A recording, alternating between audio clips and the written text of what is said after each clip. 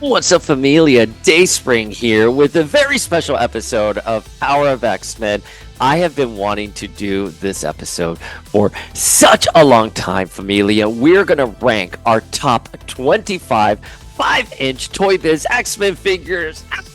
What? Why not 10? Well, I originally wanted to do 10, but I was like, there's too many great figures. I can't just bring it down to 10. So I tried 15. Still, there were too many great figures. I did 20. I got there almost with 20. And then I was like, oh, I have these 5 that are just really good. And if we don't mention them, the internet's going to be angry. So we have 25. Well, 25-ish. I may cheat somewhere, but with good reason am I cheating and adding one extra figure on this list. But we will dive into it when we get there. But folks, there is no denying that ToyBiz's 5-inch X-Men waves were a hallmark of so many of our childhoods. I remember being a little Dayspring back in like 1992, 1993, and my mom trying to get me to play with these figures because, as she would say, as Mama Dayspring would say, they were so cheap. They were $4.99 at KB Toys. And I remember being with her and walking through the toy aisle and seeing Storm and Cyclops. And then they had an X Factor helmet, Cyclops, as well. And my mom being like, come on, you want to buy these figures. You want to buy these figures. You don't want that Little Mermaid doll. You want the X-Men. And I was like, I want the helmet. I want the Cyclops helmet. So I got the Cyclops helmet. But I wouldn't start collecting the figures until a couple of years later because, as I've mentioned before on this podcast, my gateway to the X-Men were the 1994 Fleer Ultra, specifically card number 2, which was Rogue, because that beautiful piece of art and flipping it and reading all about Rogue, her name being unrevealed, her being able to siphon powers was just so powerful for me. It caused so much curiosity for me. So from the Fleer Ultras, I went into the comics and then I started collecting the action figures and watching the animated series around the same time. But, it's funny because I thought the waves for ToyBiz actually lasted longer. It's sort of in my head canon, which is wrong. In my head canon, they started like in 1989 and went through 1999. But no, it was from 1991 through 1998, just about 7 or 8 years. And it's wild to me that so much was produced during this period and so many different lines. So, I remember back in like 1994 through 1996, I would call the hotline. I believe the number was 1-800-634-7539. That number is 1-800-634-7539. I would call that number every day from like 1994 through like 1996, every day for 2 years, because I would go on AOL keyword Marvel and go into the ToyBiz message board there. I would post my wish list. And from there, I would go and call that number 1-800-634-7539. And I would give them my wish list because at the time there was an option. I want to say it was like option 3 or 2 that you would hit and they would be like, tell us which figures you would like. And that would just be there like with my squeaky little voice being like, the Frost, I want a Jean Grey in a Jim Lee outfit. I want a Metal Empire. It was so funny, man. And I remember being on the message board and arguing with people about the wish list. There was this person called Jules Fern and JL Logger, which I have spoken about with Minnie Mayday and my husband Jeff quite a few times about the politics of the ToyBiz message board on AOL keyword Marvel. If you think X-Men message boards now or X-Men Instagrams or TikToks or wherever you consume your X-Men content is contentious, it was a bloodbath in 1996 on the AOL keyword Marvel ToyBiz message board. That was a bloodbath, familia. But anyways, I love these figures so much, and I thought we could do a ranking on them. And when I was going through these figures, I thought about what was the criteria for a good action figure during this era, right? Because if it were up to me, if it was just Paul's preference, if it was just Dayspring's preference, it would be Adam X, Nick Gray, Space Rider Jean Grey, done. But I really did try to take a look at the figure, how it was sculpted, the impact it had on the lines, the impact it had on our collections, and sort of the popularity. So we considered a lot of other factors other than just preference. But one of the things we pride ourselves here is objectivity. Objectivity is key when we're looking at the X-Men because we really want to preserve how history happened in regards to the X-Men. I don't want to put like sort of Daysprings perception on it. I want it to be objective. So that translates into even creating this list. And there are a couple figures here that I personally wouldn't have put on a top 25 list, but there was no denying their popularity and the impact it had on fandom, and also just the articulation and the sculpting and sort of the vibe of the time. Now, like most kids, I would wake up on Saturday mornings and go to Toys R Us or KB's Toys. Actually, I think the way we would do it Saturday mornings was Toys R Us after the X-Men animated series, which aired at 11 for me. So around 12:30, 1 o'clock, I would go to Toys R Us. And then because we would go out as a family, I don't know why I just did that, because we would go out as a family to like TGI Fridays at our local mall. Then there was KB Toys in the mall. So at nighttime, I would go KB Toys. So I know that's such a weird distinction there, Familia, but mornings were reserved for Toys R Us. Mornings and afternoons were reserved for Toys R Us. But at the nighttime, when we were waiting for our table at the TGI Fridays, we would go to KB Toys. So that's sort of how I came to a lot of these figures. That's how I found them. You know, some figures were hard to find. As we all know, female characters were packed one per case. Some of them were chase. So you'd have to you'd have to pull up something called a phone book, Familia. And it was this big old book that was yellow. And they were called the yellow pages too. You would look up Toys R Us and you would go through every single Toys R Us, seeing if they had light up Psylocke, seeing if they had Phoenix, seeing if they had Storm, or even like Astral Xavier. And sometimes you knew a wave was coming because you saw it in Toy Fair, like the Light Up series. I always talk about the story. I opened up an issue of Toy Fair and I saw an ad for the Light Up series. I was like, yes, when it's coming. And it would only say something like spring 1996, whenever it came out.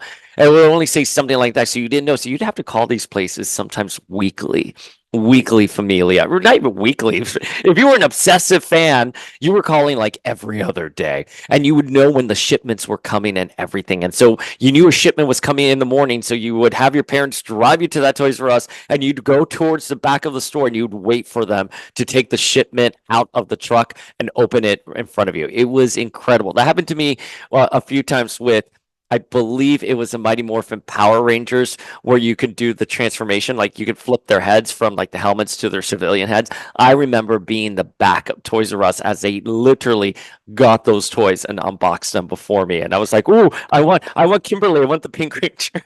They're like, "Here you go, kid." I thought you would have wanted the Red or Green Ranger. I was like, "No, Kimberly, please." Anyways, so this means the series means a lot to me because this is how I started toy hunting. These were figures that some of them were very hard to come by. And I want to stress that a little bit because we've talked about this on the podcast before. What has made the X-Men so precious for a specific generation of readers, fans, collectors is that in the 90s, even up until I want to say like 2013. So from the 90s through 2013, information wasn't as available as it is today. These pre-orders for these figures just did not exist. You either went to Toys R Us and you got surprised that this figure existed, or you had to call every day and hunt it down. Similarly with like comic book issues, you did not have Marvel Unlimited or RIP Comixology, Amazon.com, digital comics, or Wikipedia, where you can find out all about these stories.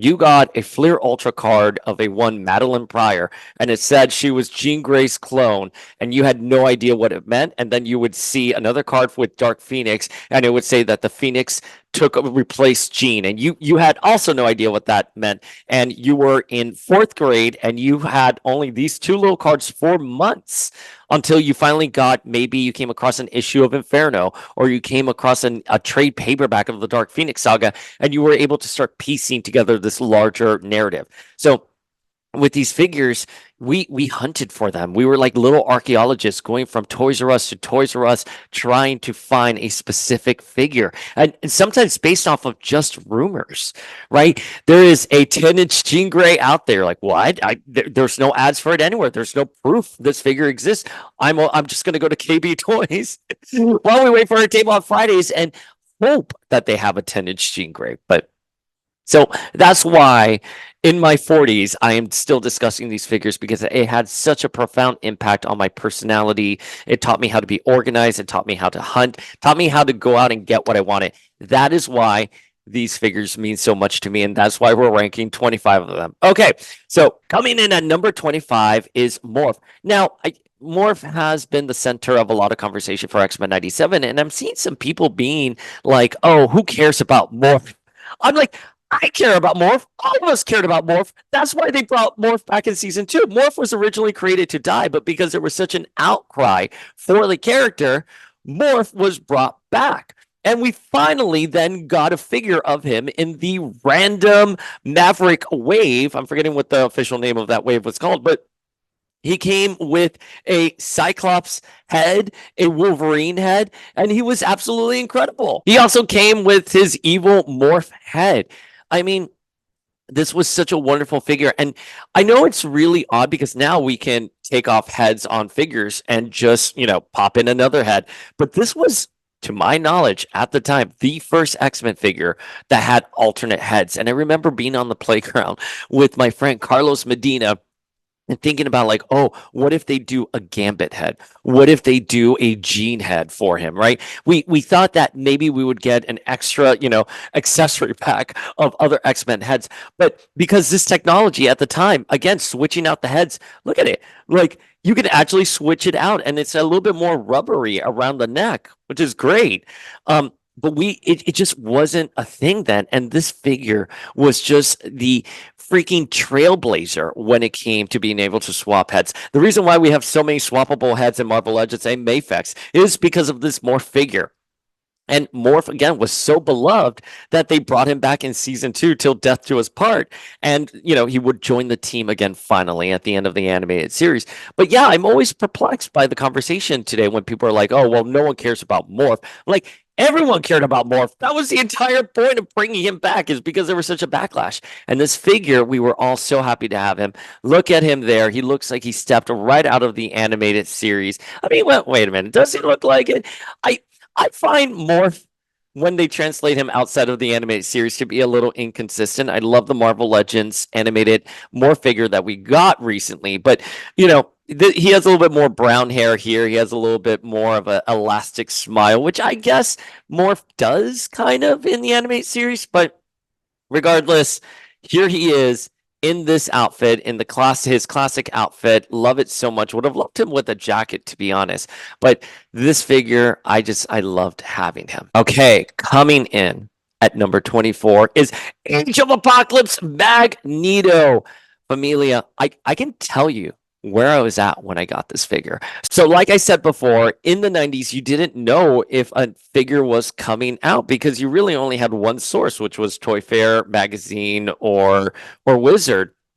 And you didn't know certain figures were being done. I didn't know that there was an Age of Apocalypse wave. It may have been announced everywhere, but when you are, I don't know, in like 6th grade, you're not paying attention to industry trades and stuff like that. You're not following news that closely because, you can't be on AOL all afternoon because the modem takes up the line and people will try to call your house and there would be a busy line.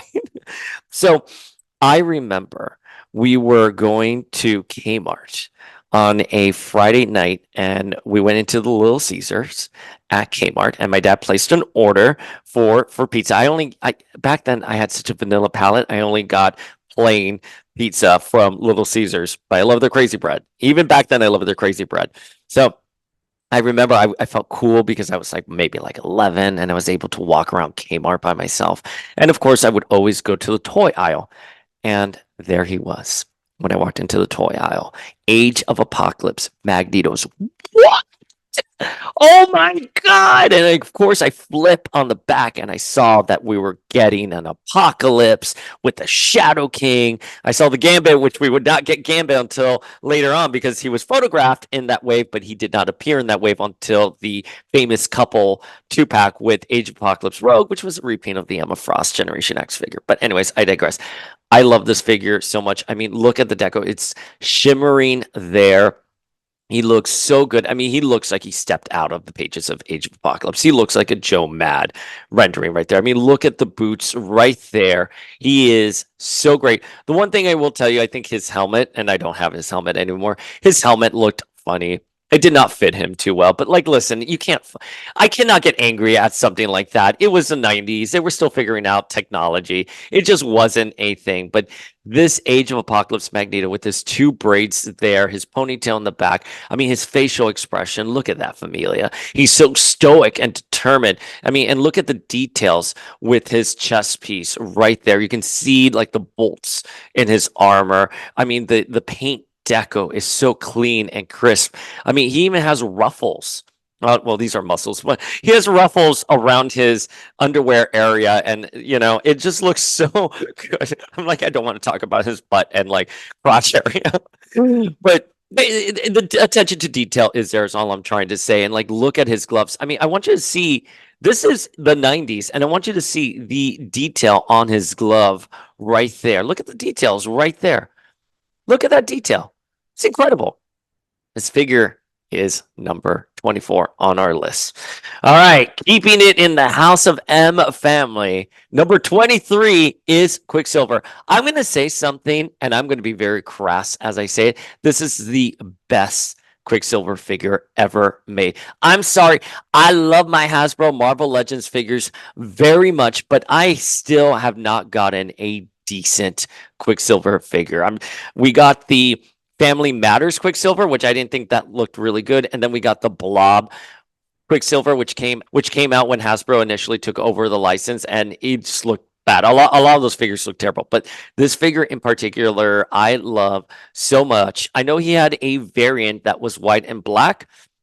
I didn't have it. He was part of the mutant armor wave.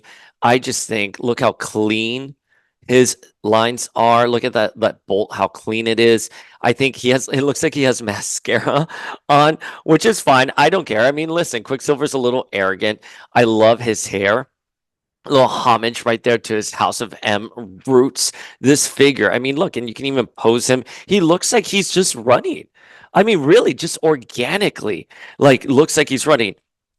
His fist is kind of like out like that, so maybe that's why it lends itself to a little bit more of a running vibe. This figure, Familia, is probably personally a top 5 favorite for me, but because we're being objective here, we're putting him at number 23. Quicksilver. Loved him. He was essential to your X Factor display. All right, coming in at number 22.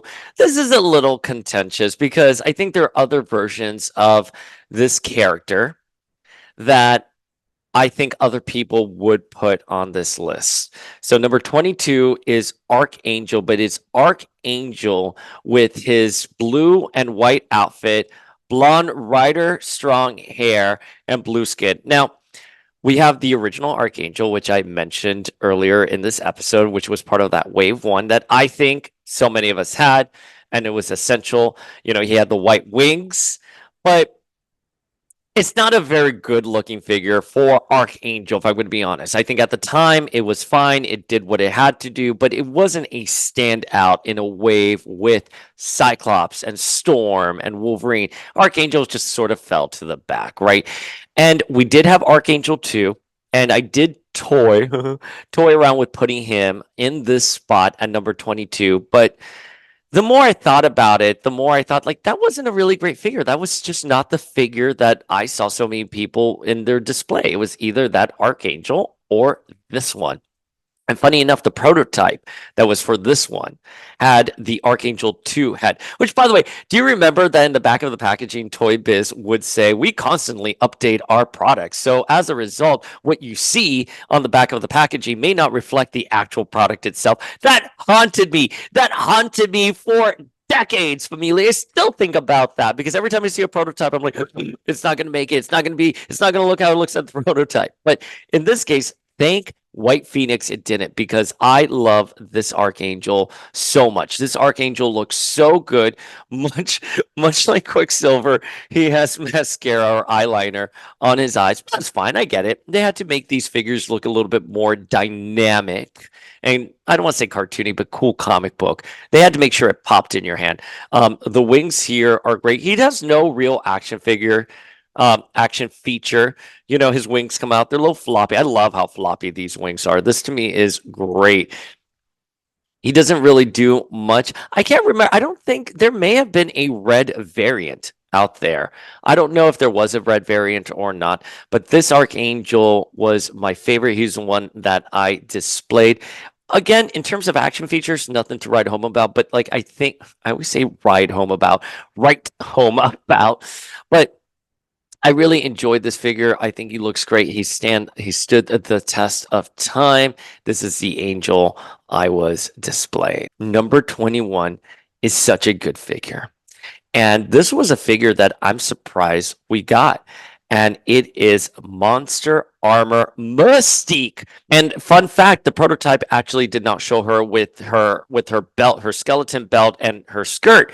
And that's because she gets monster armor that's supposed to clip on here. She's supposed to morph into Beast. But it looks like a very different Beast than Hank McCoy looks like. But I think the idea here was that they were trying to create their own stories for these figures and why they were doing a specific wave. So the Monster Armor wave was this entire elaborate story that you only got on the back of the packaging, where Mystique actually shapeshifts and impersonates Beast.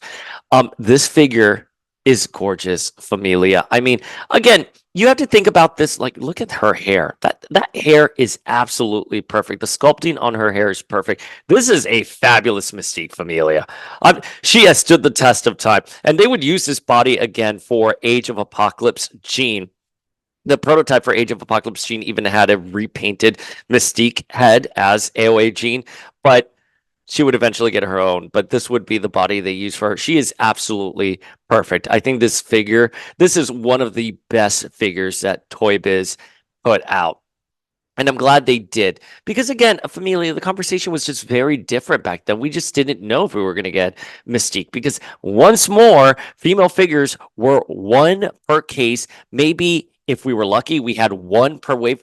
Two was unheard of. In fact, with the exception of the Generation X waves, I can't think of another wave the X-Men did for this 5-inch line that we actually got two female figures. In fact, I'm looking at the back of the packaging for this figure right here, and there are no female figures here, and it's a Storm figure. So not even Storm in the back here. At the time, they just thought that the boys did not want the female figures. And that doesn't make any sense, because we wanted the female figures. We wanted all of them. And that there were also female action figure collectors. It was a very different time in the way that toys were marketed. Definitely not the golden age we have here in terms of getting female figures and a diverse set of characters. But again, once more, the importance of Mystique. Not only did we get her, but she was done really, really well. And I don't think I had a hard time tracking her down. I think I just walked into Toys R Us one morning and I saw her there, and I was like, oh, there's Mystique. Oh, there's a Rogue figure too. Oh, the Monster Wave had two female figures. There you go. Monster Wave also had Rogue and Mystique, but absolutely wonderful. Great figure. Love her very much. Coming in at number 20 is Ninja Wave Sabretooth. And I know, Familia, very interesting that we have him on this wave right here. But I mean, look at him. I believe he's going $40, because I looked it up, because I was like, this is an awesome figure. If you're a Sabretooth fan, you definitely need this. I mean, this is like actual felt, like cloth tunic he has. I mean, look at that. I mean, he's a Joe Mad character right there. Look at so angry. I can't remember if he was in the story where Psylocke got the Crimson Dawn and they sort of had ninja outfits. I don't know if that's what was the inspiration for this wave. I mean, it would be like saying, what was the inspiration for the monster wave? It'd be like nothing was. But this just looks very specific to me. It looks really great. The deco is amazing. I mean, the face is so matted and wonderful. I love this figure. It's so beautiful. I remember walking into Target and seeing this series for the first time and the Make Good Psylocke we got on that. That Psylocke is not on our list, unfortunately. Sorry, Familia, but this figure is so great. And I think this figure is a little bit more emblematic of style over substance, to be very honest with you. But listen, I have said this before. There is nothing wrong with style over substance as long as it is really good style. This is a beautiful figure. I don't think I ever displayed him. As you can tell, he's still in really pristine condition because I think I probably just got him and put him in my toy box. But the figure is wonderful. I mean, look at that. This is a great figure. Hands down, why he's coming in at number 20. All right. Okay. I am so excited for this next figure because in the mid 90s, she was having a moment. She was in Marvel vs. Capcom 2. She was on the X-Men. She was part of a little group called G Nation, and that is the Generation X Wave 2 Mero. This figure is gorgeous. I'm sorry, Familia. I mean, the detail, like she has like scales on her skin, bones protruding, her maniacal face, bones coming out of her head. This is a flawless Marrow figure. If you want Marrow in an action figure, this is your Marrow right here. Look at her. Oh, perfectly capturing how she was in Generation X when she was leading G Nation. I love this figure, Familia. She was part of Wave 2. Also, with two female figures. You see, I'm like eating shit when I talk to you guys sometimes. So, Emma was also in that wave. So, there you go. Two female figures for that wave. I'm going to have to retcon that statement. But here she is. She looks so wonderful. I mean, look at the gold on her armor here. It is a beautiful, beautiful figure. She has like purple eyeshadow. That smile. This is diabolical. This is just what we love so much when we're thinking about Marrow and Generation X. This figure, the fringes on her boots. Marrow was having her moment in the mid 90s. I wish she was still having her moment, right? Because she was such a fun, incredible character. And this figure it's a must have. It's just a must have. Objectively, this is a beautifully done figure. Again, personal favorite of mine. I would have ranked her much higher if we were going based on just what Paul likes. However, because we are trying to be objective here, a lot of people probably skipped out on this figure because they didn't really know who she was, or they probably didn't need her because she wasn't really in the animated series. But this figure was gorgeous. I mean, look at her hair. Look at that forelock just sweeping through her forehead. Oh, this figure coming in at number 19. Generation X Wave 2 Marrow. All right. Number 18 is also Generation X Wave 1 Chamber. Ah, and you can like pull his. Oh my God, I thought for a split second it still worked. It's not. It doesn't work. But you would pull this and this would have sparks on it. By the way, I just noticed this the other day when I was like Instagramming. If you look around his crotch area, which again, this is so weird to say, if you look around his crotch area, the fire effects extend down there. That was deliberate, ToyBiz. ToyBiz, that was deliberate. Someone at ToyBiz had a sense of humor. But you would pull this and you would see the fire come out. What a beautiful figure. I mean, again, Generation X was such a, oh my God. Is it on his butt too? Oh my God, Familia. I think it's on his butt as well. I think if you lift this up, you see, oh, he has a spark on his butt, dude. Fuck, man. ToyBiz, why are you doing this to me on air as I'm doing this? Oh God. Okay, Generation X was just the comic. It was the New Mutants for millennials, such as myself. Love the Generation X. Scott Lobdell, Chris Pachalo era. Oh, Familia, look at his boots. These boots are incredible right there. Look how the costume is rendered. Look at his jacket. Oh, Familia, and his eyes coming out like that. It's great. That's why I was tough on the Toy Biz figure, because I was tough on the Hasbro Marvel Legends Chamber figure because of this figure, because this had such an impact. And look, he has a windswept hair. You know how I feel about windswept hair, but I can forgive it. I can forgive it because it looks so good. But this figure just had so much swag. And I remember going through the aisles of Toys R Us and seeing an employee taking out X-Men figures. And I was like, "Oh, what do you have there?" Right? I was like 11. I was like, "Tell me what you have there." And he pulled out the Jubilee with her rollerblades and then Chamber. I was like, "Oh my God." And I remember seeing him and he came with the red base as well, the red holographic base, which was the Generation X logo. Oh, this figure, everything about it, Familia. I mean, even again, look at his hands. Look at the detail on his hands. Look at the belt. Look how clean the paint apps are. This figure, if you're a Generation X fan, hunt it down, keep it, get it. You're gonna love it. 13th part of your collection. Okay, so coming in at number 17. It's a very important figure for me because I love this figure so much. She was one of my most wanted, and that is Blink from the Most Wanted wave, in case you guys did not get that reference. But I'm sorry, she portaled right from the pages of Astonishing X-Men during the Age of Apocalypse and just appeared right here in our hands. I mean, look at her. Look at the boots. Look at how her skirt is. Look at how her hair is and the bangs in front. I mean, again, Familia, this is a beautiful figure, and I believe this is the Shard body. I don't know who came first. I don't know if Blink came first or Shard came first, but this is the same body type that Shard has. This figure is absolutely gorgeous. My God, Familia. When I think of why I love those later waves, in 1996.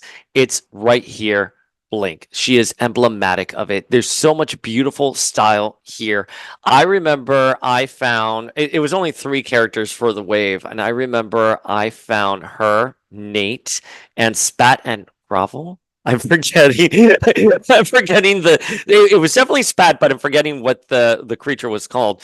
And it was part of the Marvel's Most Wanted wave. They only released three figures. I got her and Nate on one trip to KB Toy Store, and I went to my TGI Fridays, and I was a very happy camper. And again, I didn't know the wave was coming. A lot of these figures, part of what makes them so powerful is that I just came across them. I mean, can you imagine? I did not know that there was a Nate Gray figure being produced. Now I'm like counting the days down for the Mafex, but this is the Blink figure. I think she's better than the Marvel Legends Blink figure. The thing about the Marvel Legends Blink figure is that they gave her the Exile's head with like the little shorter haircut. I would have loved the long hair that she had during Age of Apocalypse. It's a minor detail, I know. There's another minor detail that we'll talk about with another Age of Apocalypse figure that we got from Hasbro, but it just means a lot because when you see the hair like that, when you're a diehard collector, you're like, okay, well, that's Exile's era Blink. It's not Age of Apocalypse. Because when I think of Age of Apocalypse Blink, this is who I think of. She came with the portal. I don't have the portal anymore, with a cloak. Absolutely gorgeous. You know what? I think I did find a cloak in my toy box, but I believe that belongs to the X-Men movie Rogue figure. Pretty sure it belongs to that one. I do not know if it's the same one. No, it's not the same one, actually, because I think hers is darker. It's black, like more like a cowl over her head, whereas Rogue is a legit cloak jacket. But this figure, look at it, look at the lines right there.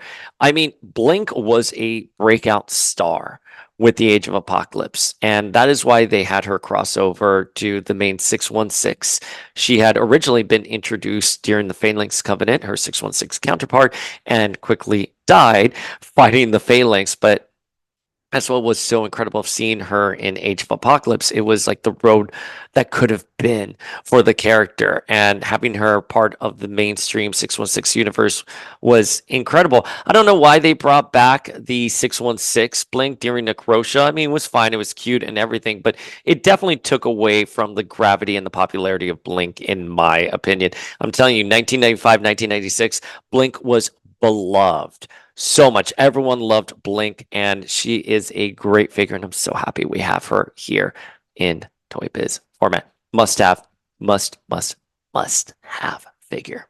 Okay, coming in at number 16 is the name is Gambit. Remember it! And it's Light Up Series Gambit, Familia. It's not Robot Series Gambit, and it's not the original Gambit with like the leg kicking action, which, you know, we all had that Gambit figure with the leg kicking action and like the plastic coat.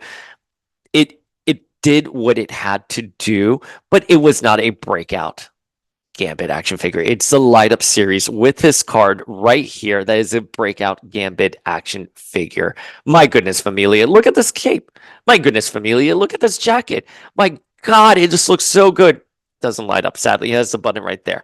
Now, the only thing about this figure is that he's not really great in terms of scale, right? Look at him next to Rogue. They just look a little bit off. They look like they're from two different toy lines, but the figure is highly detailed. I mean, look at his eyes right there. Look at his floppy hair. Look at the deco on the pink. Oh my gosh, Familia, this figure was part of the light up wave that was so defining for so many of us. My God, Familia. I think this is a near perfect Gambit figure. Again, if it was just a scaling, I mean, look at his boots, right? Those boots, I mean, they're so detailed. Again, this is like 1996 when this figure came out. On the side, he sets the bar. I'm going to be really contentious, and I'm going to say this. I think this is as good as the original Marvel Legends Gambit that we got in the X-Men Danger Room box set. I said it. I still think, listen, it's not to say that the Hasbro Gambit figures that we have gotten in the years since these figures have been released are not good. They're great. I love the retro packaging Gambit figure. I love the Caliban Wave Gambit. Those are excellent figures. However, if you're talking about a figure that just stops you in its tracks, Light Up Series Gambit and the X-Men Danger Room box set Gambit, those two figures, I mean, they're just, in my opinion, flawless. The name is Gambit. Remember it. All right, so that was number 16. Now we're going to get into number 15. And, you know, I've toyed around with... Sorry, I legitimately saying that in all earnest. I toyed around with where I would place this figure because I think this figure is pretty perfect. And this was a figure that we used with our Marvel Legends collection in those early years before we got the Wave 8 version of this character in Marvel Legends format, because we didn't think we would get this character anytime soon. So, you know, from 2002 through 2000 and let's say 5, we had this figure in our display in this Robot Series store. Now, a lot of you are going to ask, well, where's the variant figure? Where's the variant with the Joe Mad hair and the bangs? That to me is a definitive version of this figure. However, let me tell you a very sad story. When I was about 14, my cousin came over and he had been collecting figures with me as well, but he had kind of outgrown them. He was 15, he was a year older. So I was 14, he was 15. And he was here like, oh man, you still collect figures. You're such a kid. And I was like, no, look how great they are. And I showed him the Robot Series Storm. And he was here like, well, you know, you have to prove you're no longer a kid anymore because, you know, you're a teenager now and you shouldn't be collecting toys. And I was like, okay, well, I'll prove it to you. I'm not a kid anymore. I'm actually a full-fledged teenager. He's like, well, you wouldn't do anything to that figure because it means so much to you. I was so manipulative. So I got a pair of scissors and I cut up the variant Joe Matt Storm, which is my favorite version of the character. Probably one of my favorite ToyBiz figures ever. And I no longer have her. It was so awful. I wish. So, Familia, I had the figure.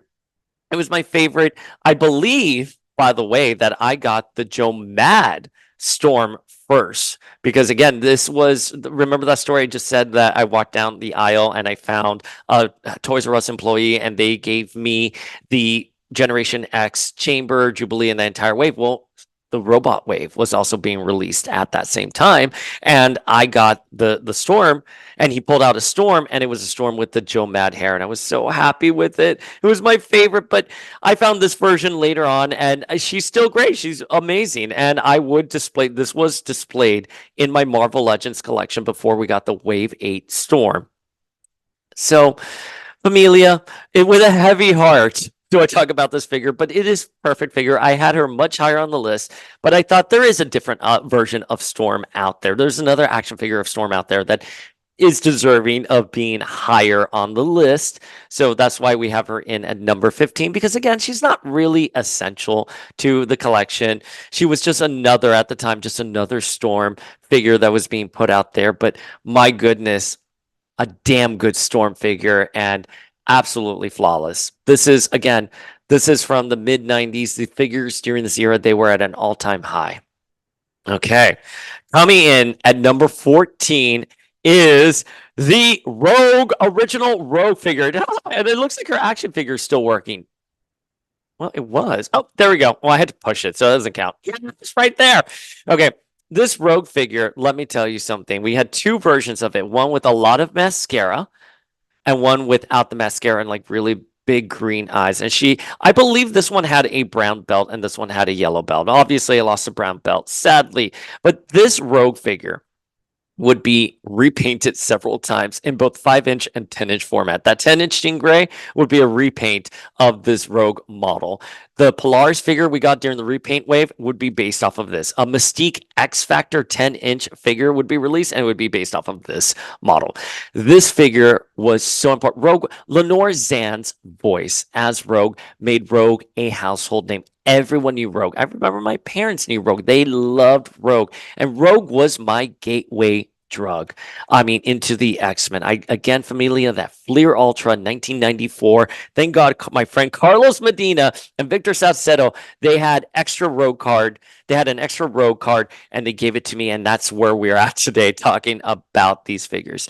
I remember I was hunting for this figure. I know for a fact she came around out during Thanksgiving because on Black Friday, there was a KB toy store coupon for her and for the entire wave. And I ran into KB and I couldn't find her. And I was so upset. I would eventually find her a couple weeks later at Sears.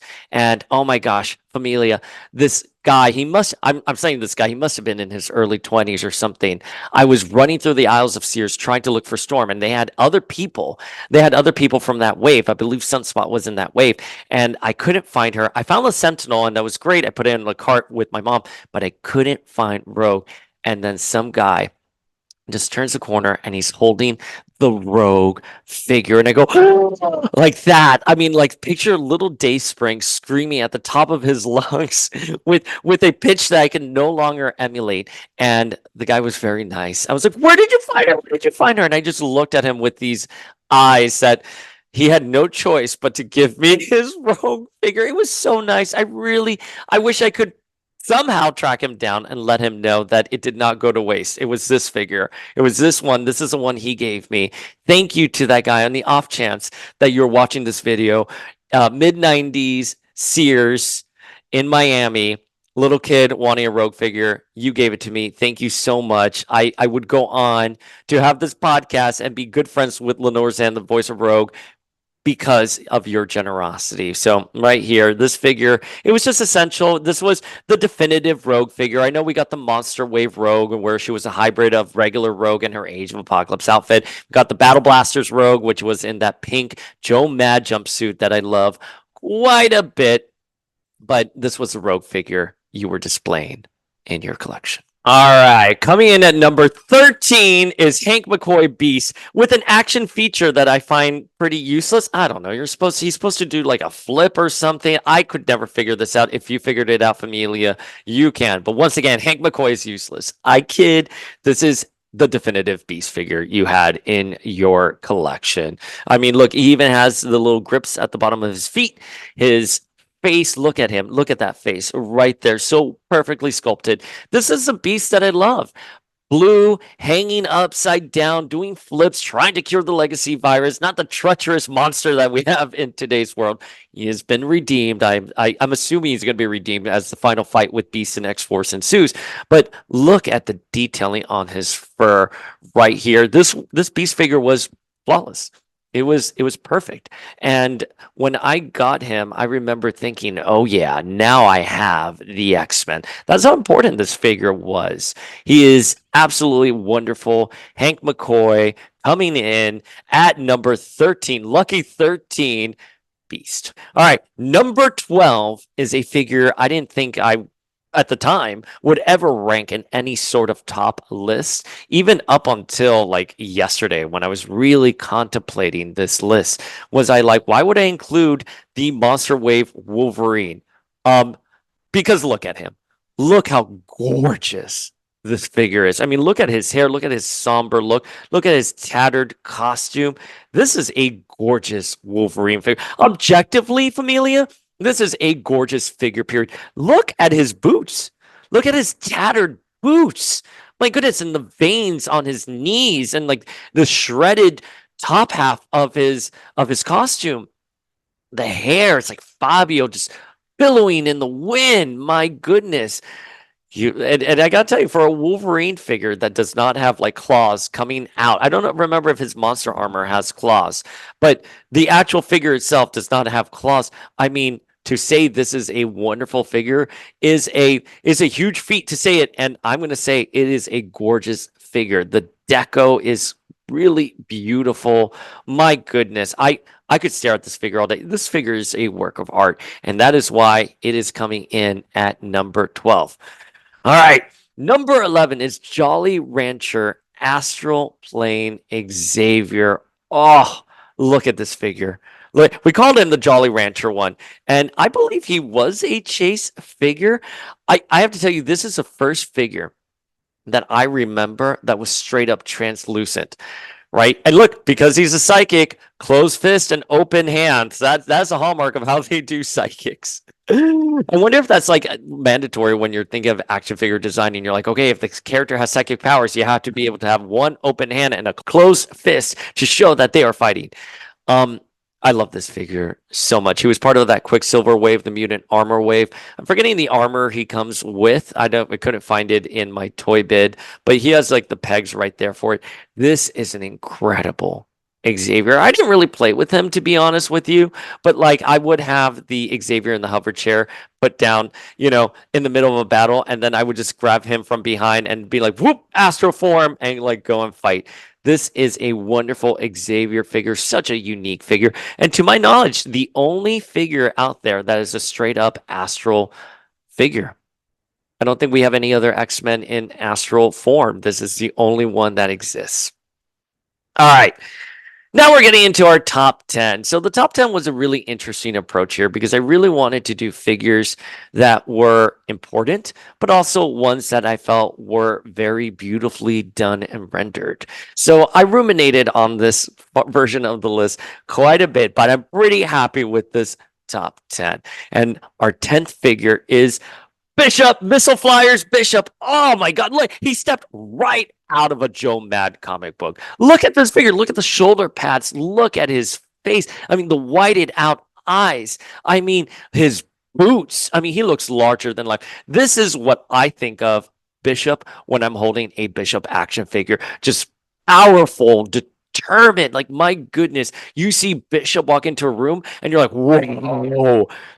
This is his look post Age of Apocalypse. So we lost the mullet, which, I like his mullet quite a bit. I think it's a hallmark of the character. That's like saying that you don't like, the orange and brown Wolverine costume. It's like saying you don't like Rogue's white streak. Is just a hallmark of the character as a mullet. But at the time when we got him with the shaved head, oh my goodness, he looks so great. And Joe Mad did a killer job rendering him. And this figure looks like it stepped right out of the comic book page. I mean, listen, I love this wave in particular. We got a Shard as well.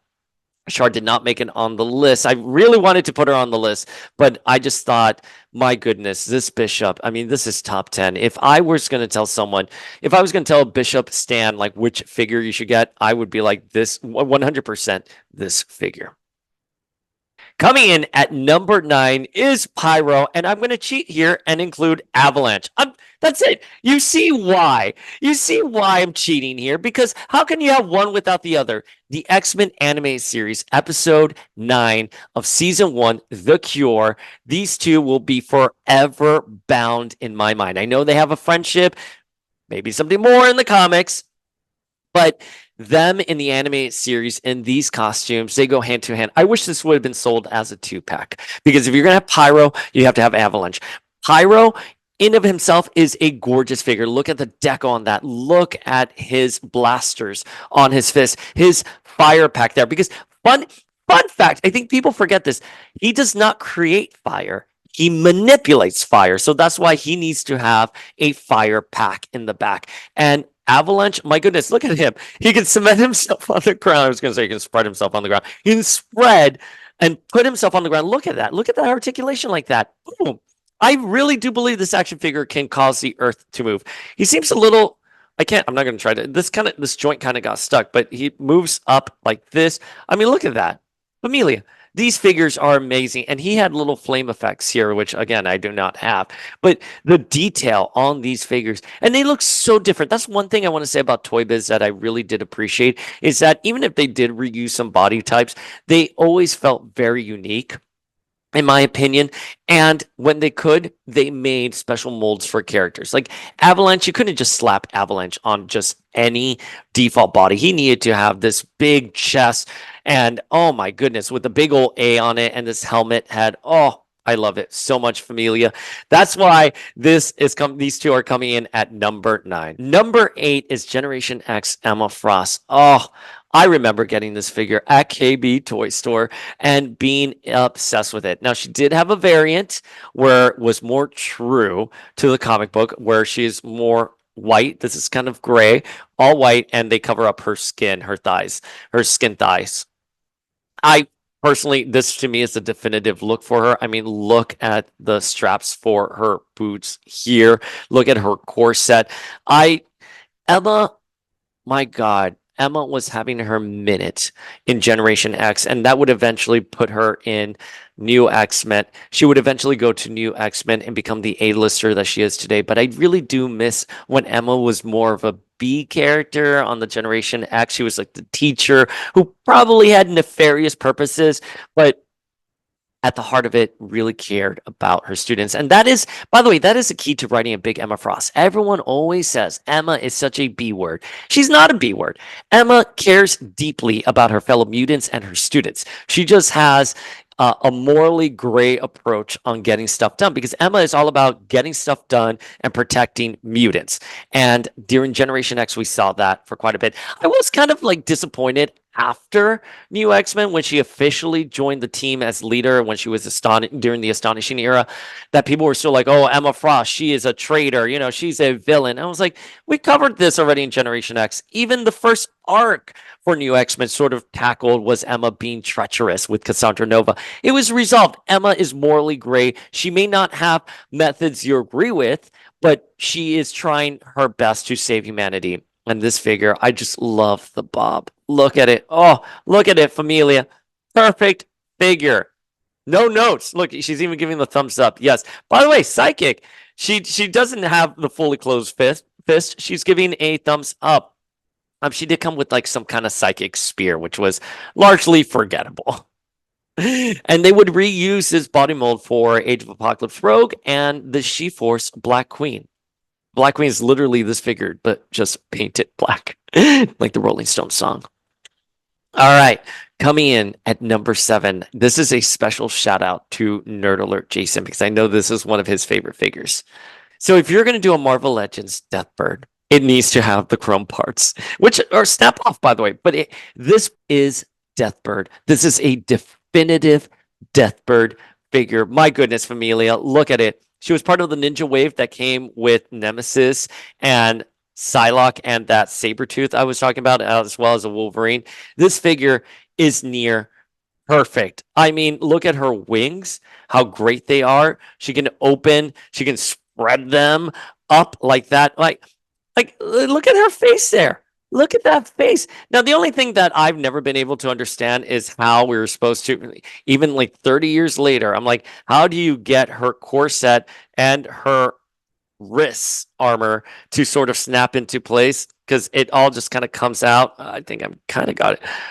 It's still going to pop out. The second you move her, it's going to pop out. But my goodness, I love the chrome parts with this figure. This was essential. My goodness, absolutely beautiful. Actually, you see? I was like, I cracked it after 30 years. Unfortunately, the parts do snap off if you move it around too much. But right here, look at her, Deathbird, coming in at number 7, a damn near perfect figure. Look at her hair. Shi'ar. We never even got a Lalandra. We never even got a Lalandra figure. It wasn't until Marvel Legends Walgreens Mystique that we got an alternate. head with Mystique. And by the way, that Mystique figure was obviously inspired by the Morph figure, which was number 25 on this list because they brought alternate heads. Again, this line just inspired so many of the action figures we have today, Familia. So if we are gonna get a Marvel Legends Deathbird, she has to somewhat be reminiscent of this. I can't imagine that they wouldn't do it. I mean, look at her feathers. She looks so great. I remember walking through that Target aisle on a Saturday morning with my mom and my sister and finding the Ninja Wave. All of them there. Psylocke, her, Nemesis. Oh, I was so happy. Coming in at number 7 is this figure. All right, coming in at number 6 is Age of Apocalypse Iceman. It's crystal armor Iceman, crystalline armor Iceman. I don't know the official term that they use for him, but he's Age of Apocalypse Iceman. And I toyed with putting Iceman 2 on this. But the fact of the matter is, this looked so beautiful. I mean, look at him, Familia. This is a perfect Iceman figure.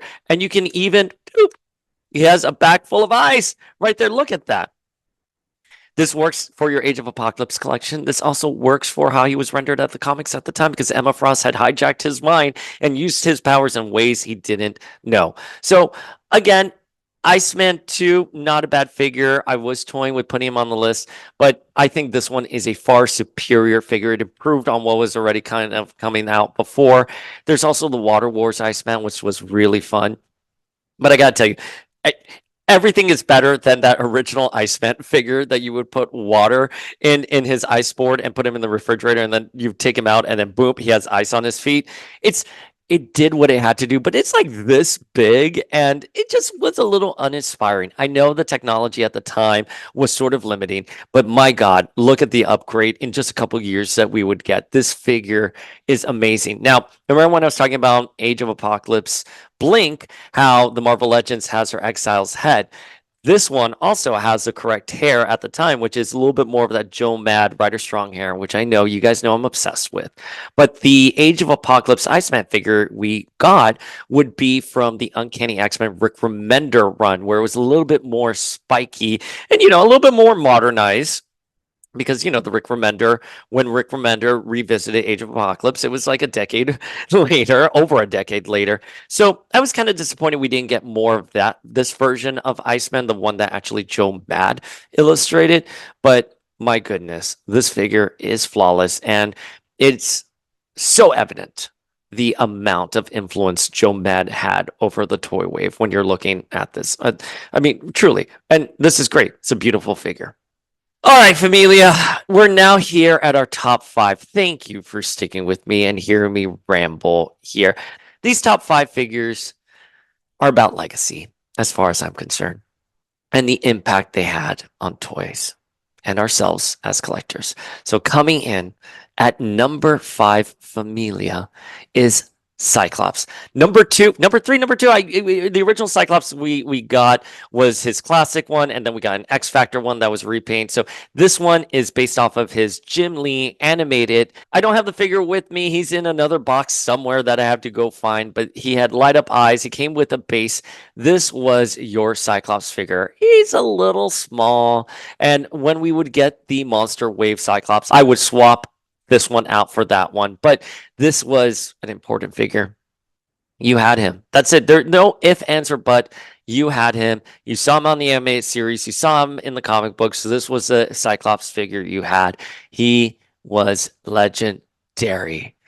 Coming in at number 4 is an interesting one because I did a poll on Power of X-Men to see which variant of this figure you liked, and it was across the board. It was like a 3-way tie. It is Storm right here. This original Storm figure with the light up chest. We would get her in her black costume, her silver costume, which is the one I have right here, and then they would re-release it painted all white in homage to her white costume as it appears in the X-Men animated series. Now, the official party line is the costume is black with a lot of white sheen and reflection on it. So that's why we have 3 different variants. Again, it was a 3-way tie. Minusculely, the white costume and the black costume came in at number 1, followed by number 2 being just the straight up black costume. I prefer the black costume for this one. That's the one I wanted. Again, I came to the wave late. I tried looking for that black costume Storm, but by that time she had been put out of circulation and they were getting ready to recirculate this. Her cape is like Coke can, Coke can plastic. So I love this figure. I mean, you can still see that that's the model they used in the back. Look at the Mark Silvestri art right there. Oh, so nice. Oh, I love this figure so much. Familia, this was a hallmark. This is why so many of us collect action figures, because of the Storm figure. That first release of this figure, absolutely legendary, redefined the way we collected the light up chest. Storm number 4. All right, number 3. Number 3, also light up figure, is light up Psylocke. I have spoken to death about this figure with her windswept hair. I hated the windswept hair, but you know what? 3 decades later, it's finally grown on me. It's fine. Look at it here. Again, originally she was supposed to not have the windswept hair. She was supposed to have a similar head to the one that we saw in the Ninja Wave, and that's why we got it, because there was such an outcry for the windswept hair. However, whatever, okay? The deco on this windswept hair looks incredible. Look at her face. Look at the costume. She comes with a psychic knife too that lights up. Again, I'm so sad they don't light up anymore. I got hopeful when I found the blade and I put it in and I tried to light it up and they wouldn't work. Now I will say I think this may be Elektra's blade, because they would repaint this figure to be Elektra and they would still include the psychic blade. So I think this may be Elektra's. I think hers was a little bit more purplish, more of a like purple, and this one is a very vibrant red. I don't know if the camera's picking it up, but regardless, my goodness, this figure has stood the test of time. She is an important figure. That light up wave, I cannot stress the importance of that light up wave for ToyBiz. It really was peak. We peaked at the ToyBiz light up wave. That is fact. Not to say we didn't get some good figures afterwards. Not saying that we didn't get good figures afterwards, but this was already 1996. The line would be over in about 1998. That onslaught wave that came out a little later, that year, just did not do any favors for the wave. And then we started all kind of weaning off, and then we would return obviously for Marvel Legends. But this right here is peak ToyBiz era figures. I mean, if this was the beginning with Storm, I just don't want to take her out of her packaging, but if this was the beginning with Storm, this was its peak with Psylocke. Absolutely beautiful figures. All right, Familia, number 2. Number 2 is Wolverine 2. I mean, I'm sorry, not the best figure in terms of style, but this was a figure everyone had. This was a figure everyone loved. He was a hallmark of your collection. I mean, his calls pop in and out.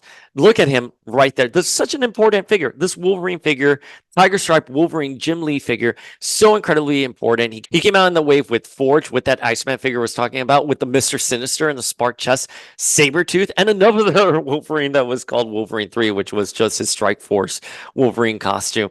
But this was the one you wanted. This was the definitive version. Cal Dodd's voice made Wolverine a household name. He had already been brewing for some time. Wolverine had already been popular, but this was the exclamation point on that Wolverine sentence. This would propel the character to be everywhere in the 90s. Wolverine, Logan, this figure, absolutely a must have. All right, Familia, we are here at number 1.